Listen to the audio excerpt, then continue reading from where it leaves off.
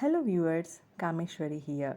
In this video, I am going to read the story A Wise Judge from 1985 Jan edition of Chandamama. Once upon a time, there was a king. In one of his towns, he had posted a judge.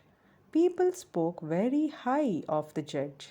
No rogue can ever escape punishment, and never an innocent can be victimized in his court, they said. The king decided to see the judge when he was holding court. He set out on horseback in the disguise of a merchant. Upon reaching the town, he rested for a while in an inn. When he was about to mount his horse, a tired and haggard looking man approached him and said, "Sir, I am a weary traveler. My horse died on the way. Will you please allow me to ride with you as far as the market square? Where can I buy a horse?" "Why not?" said the disguised king, taking pity on the traveler. He made the traveler sit behind him and rode on. When they reached the market square, the merchant brought his horse to a halt and asked the traveler to dismount. The fellow, who was a rogue, shouted at the top of his voice, "What? Must you try to cheat me? Is this the reward I deserve for helping you reach this place?" The merchant stood stunned. Meanwhile, a crowd had collected. The rogue told the crowd, "This horse is mine. I carried this gentleman from the suburb to the market square. Now look at his knavery. He refuses to dismount." The king stood still, stupefied over the cunningness of the traveler. Someone in the crowd proposed, "Why not go to our wise judge?" The merchant and the traveler went to the court. There were other complainants there, and the judge called them one by one. Before he took up the case of the merchant and the traveler, he heard a butcher and an oil merchant. The butcher held a bag full of money in his hand, and the oil merchant held the butcher's hand in his grip. "This butcher came to my shop and asked to change a gold coin for him. When I opened my money bag, he snatched it and began to run away. But I pursued him and caught him, as you see, my lord, and brought him here." "Don't believe this man, my lord. He is a liar. He came to my shop in order to buy meat and asked me if I could give him change for a gold coin.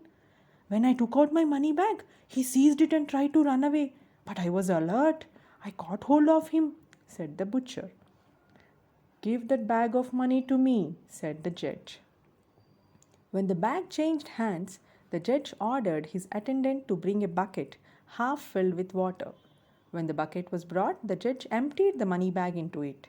Seconds later, blobs of oil emerged to the surface of the water. "The one who has collected the coins deals in oil. Hence, the bag belongs to the oil merchant. It should go to him." "What should go to the butcher?" "100 strokes by an oily cane," said the judge. The oil merchant went away with his money, thanking the judge. The butcher was dragged away to receive his punishment. Then the judge called the disguised king and the rogue. The traveler began first. When he finished, the merchant gave his version of the case. The judge listened to them intently. He then ordered his servant to lead the horse to the stable of a rich landlord. "Would you be able to recognize your horse when it is amidst other horses?" he asked the merchant. "Certainly," replied the merchant. "And you?" he asked the rogue. "I won't fail to recognize it, my lord, since the horse is mine," asserted the rogue. The judge then led them to the stable. There were more than 25 horses. First, the merchant was asked to point out the horse in question. He instantly did it. The rogue too pointed out the horse without any difficulty. The judge then turned to his court, and his judgment ran thus. Though the merchant and the traveler pointed out the same horse, the horse certainly belongs to the merchant. When he approached the horse, it turned its head and stretched its neck towards him. That is how horses behave with those familiar to them.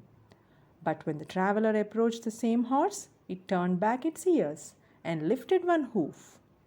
That is how they behave with strangers. Hence, the merchant will get back his horse, and the traveler shall get a sentence of 6 months in jail.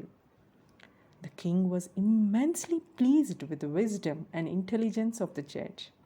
he revealed his identity to him and made him his